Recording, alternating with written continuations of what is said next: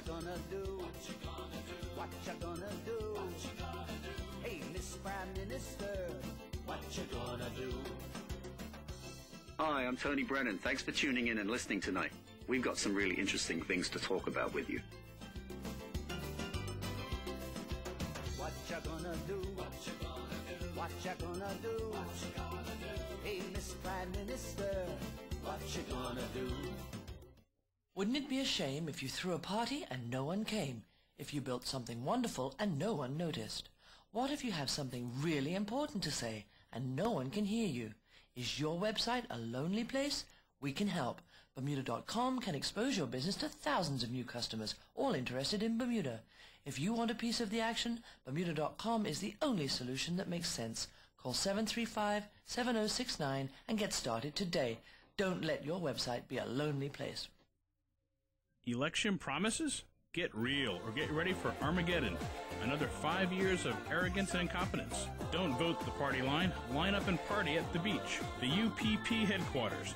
United Party People campaign twice as hard with 2 happy hours, 4 to 7 and midnight to 2 a.m., Sunday through Thursday. Ladies, we break the glass ceiling Thursday with $1 drinks 9 to 11. Yeah, baby. Closet drinkers, call Dine In and indulge in Chef Jerry's exquisite cuisine, all at shamefully low prices. Sometimes it's the little things in life that can really bug you. And if you try and ignore them and pretend that they aren't there, those pesky little things can quickly become a big, big problem. Don't panic. Call BDA-PEST, Bermuda Pest Control. The number's the same as the name. Don't get bugged. Call Bermuda Pest Control. Professional service, warranted effective since 1952.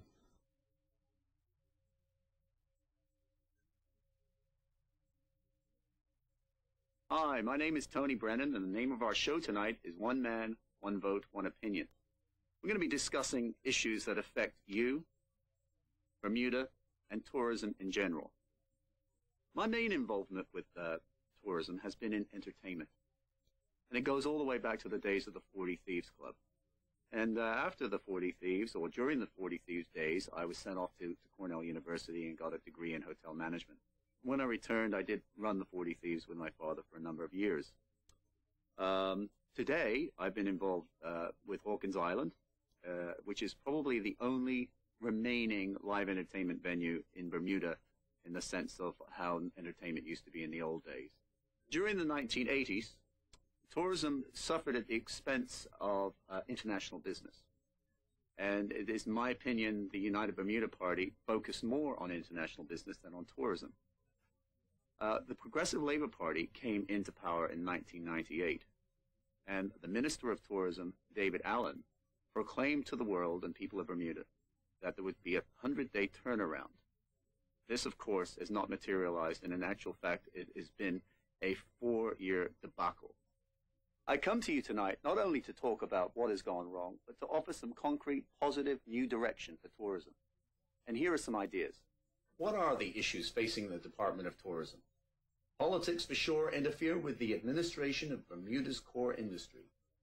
High-level tourism professionals are lacking in the civil service. And the Bermuda Alliance for Tourism has taken far too long and has no real power and no significant budget. Our suggestions are these. Tourism should be run under a tourism authority, as it is in so many of the world's tourist destinations. Bermuda is behind the times on this issue. A tourism authority run as a business would be transparent, would have regularized reporting and accountability, and would be free from political interference. David Dodwell, the former tourism minister, recognized that privatization of the industry was essential, and it's too bad that Dodwell never got to implement the tourism authority before the UBP lost in 1998. In a recent Royal Gazette article, Renee Webb said tourism needs to be run like a business, and it is not currently. That is her challenge. Isn't it curious that the former Minister of Tourism, David Dodwell, and myself and many others have called for a tourism authority and for tourism to be run like a business, that the now minister is now talking about running tourism like a business? But my question to her is, how can you run a business when you hide the figures? On September the 7th, 4 days before the tragic events of September 11th, 2001, just 4 days before that, I wrote an article that appeared in the Bermuda Sun. The title of it was The Decline and Fall of Tourism. And I stated, there is no doubt that tourism is in crisis. Talk shows, newspaper columns, internet feedback on both the Bermuda Sun and Bermuda.com websites are full of Bermuda's clients complaining about everything from airfares to high-priced hotels. In that same article, I stated that urgent action must be taken, and it should start with the closure of the Department of Tourism as we know it. The lack of leadership and business skills are at present more than alarming. The DOT is a political animal, and if allowed to continue, will ruin Bermuda as a tourism destination. The PLP government dropped the ball. In a recent Bermuda Sun editorial by Tom Vesey, he stated, "One thing that we need at this election is a good dose of honesty and openness about tourism. Tourism is in bad shape and it's not getting any better."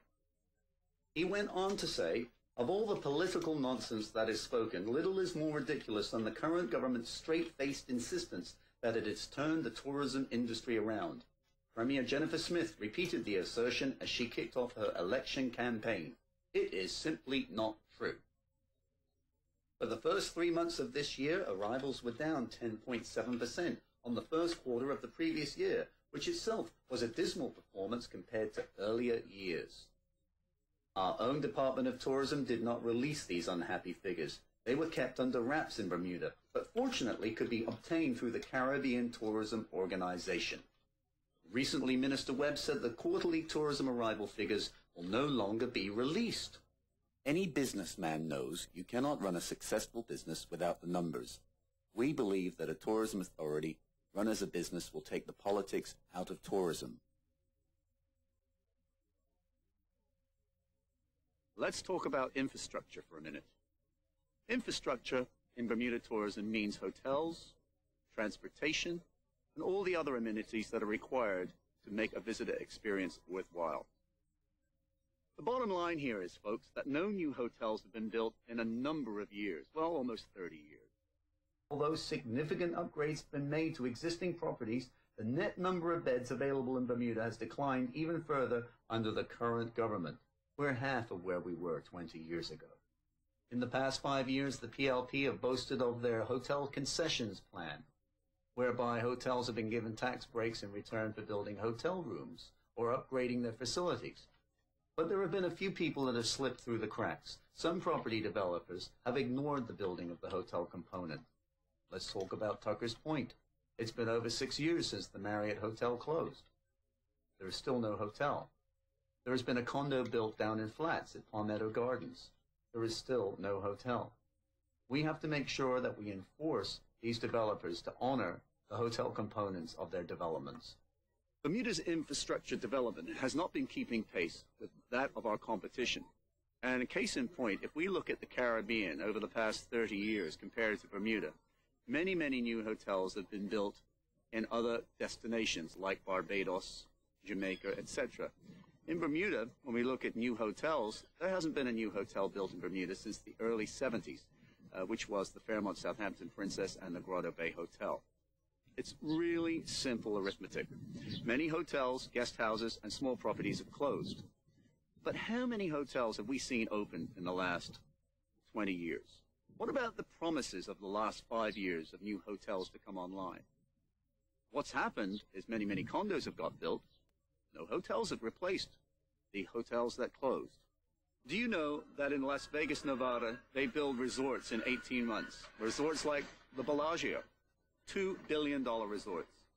Bermuda has one great last parcel of land available for a mega resort complex. The Bahamas built Atlantis, and it put them back in the tourism map.